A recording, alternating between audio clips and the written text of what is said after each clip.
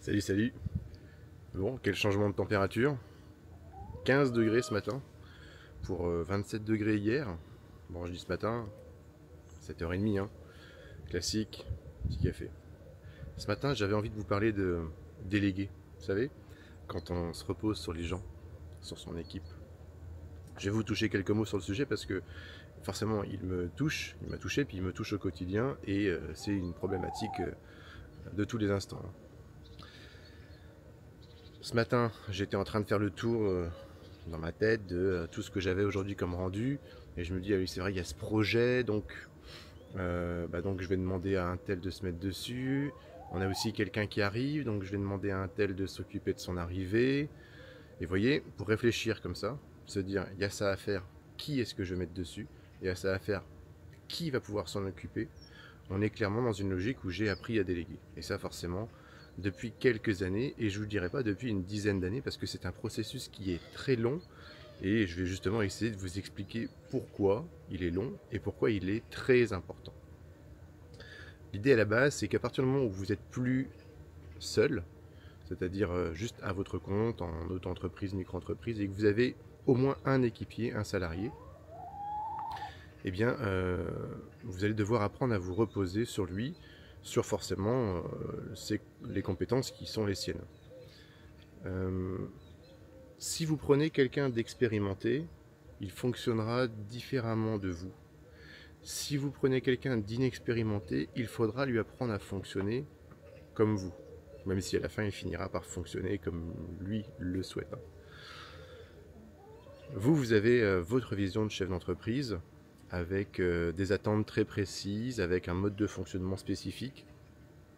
Et ça, en général, vous l'avez construit pendant les premières années ou les premiers mois où vous étiez seul à bord. Lorsque vous rentrez quelqu'un, c'est parce que vous avez réussi à faire fonctionner un écosystème seul.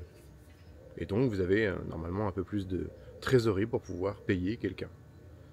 L'idée numéro 1, c'est de se dire, il faut que cette personne, j'arrive à lui transmettre comment j'ai fonctionné pendant cette période de temps où j'étais seul. Parce que si chacun fonctionne dans son coin, vous allez continuer à faire tourner la boutique tout seul. Et vous allez en plus devoir vous adapter au fonctionnement de cette personne. Ça, c'est un processus que j'ai compris très tardivement. Bêtement, je me suis dit, les gens avec qui je vais travailler, ils sont pas stupides, ils vont comprendre et ils vont suivre. Alors c'est vrai, ils sont pas stupides, mais ils vont pas forcément comprendre et suivre. Ils vont essayer de vous comprendre et ils vont essayer de vous suivre. Si vous leur donnez pas les clés pour réussir à faire ça, alors ils vont fonctionner un peu tout seuls, tester différents schémas, scénarios, en se demandant toujours si ce qu'ils font c'est bien, c'est pas bien. Et plus le temps passe, plus les années passent, plus les mauvaises habitudes se mettent en place. Et là, pour vous dire, moi, au bout de 7-8 ans, j'étais toujours l'une des personnes qui faisait 70-80% du chiffre d'affaires de mes structures. J'ai pas réussi à déléguer. Alors pourquoi? Parce que je suis déjà, comme beaucoup de chefs d'entreprise, assez exigeant avec moi-même. Comme j'ai instauré un climat de travail plutôt zen, j'avais pas envie non plus d'être trop sur le dos des gens. En fait, j'ai été trop coulant et trop gentil, mais vous savez quoi, on apprend de ses erreurs, donc c'est pas grave. Le tout, c'est d'en faire à un moment donné le constat et d'améliorer les choses. Aujourd'hui, est-ce que j'arrive à entièrement déléguer? Non, je ne sais pas si un jour j'arriverai à entièrement déléguer. Par contre, je délègue beaucoup de choses.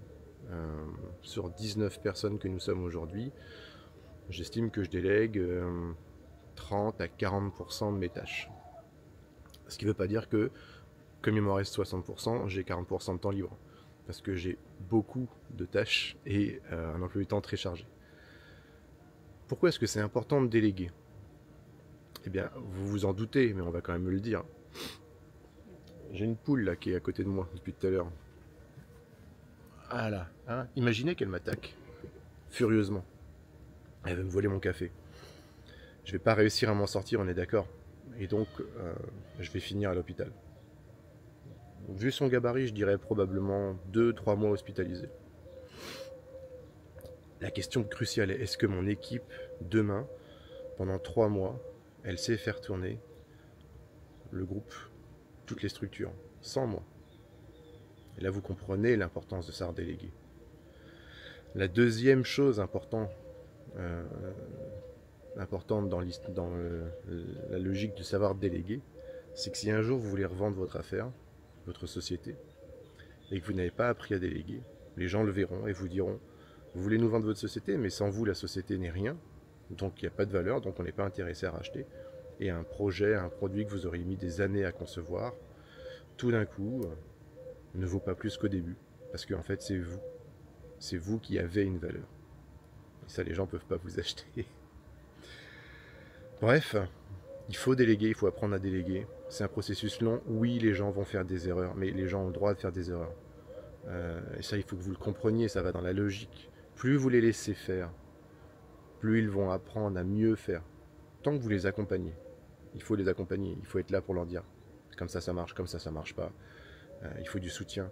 Il ne faut pas laisser les gens en autonomie complète en se disant, comme moi fut un temps, ils y arriveront. Non, ils ont besoin de vous. S'ils se sont mis à travailler avec vous, c'est qu'ils ont besoin de vous. Et c'est la même chose pour vous.